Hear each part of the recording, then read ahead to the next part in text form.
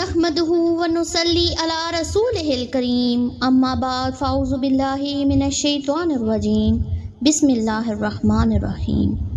معزز سامعین کرام، آج کا دن صرف تاریخ کا ورق نہیں، یہ ہے اذانوں کا انتقام، یہ ہے سجدوں کی حفاظت کا اعلان، یہ ہے 16 مئی یوم تشکر، جب بھارت نے آپریشن سندور کے نام پر ہمارے پیارے وطن کی سرحدوں کے پار متعدد مساجد پر حملہ کیا تو یہ محض بمباری نہ تھی، یہ اذانوں کے خلاف اعلان جنگ تھا، یہ سجدوں کی توہین تھی، یہ مسلمانوں کے وقار پر وار تھا۔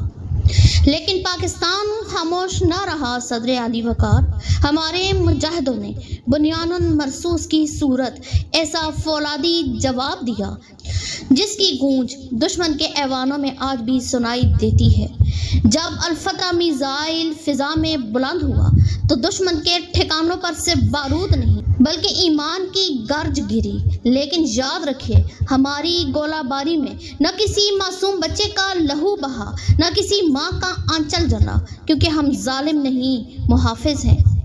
آج ہم شکر کرتے ہیں کہ اللہ نے ہمیں سرخرو کیا، افواج پاکستان نے دشمن کے غرور کو خاک میں ملایا اور قوم نے اتحاد، ایمان اور قربانی کی لاج رکھی۔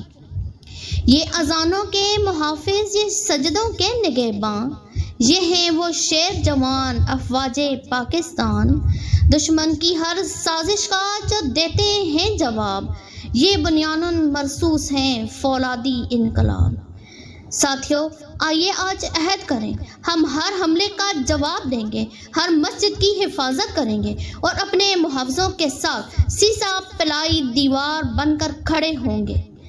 پاکستان زندہ باد، افواج پاکستان پائندہ باد، یوم تشکر مبارک ہو۔ والسلام علیکم ورحمۃ اللہ وبرکاتہ۔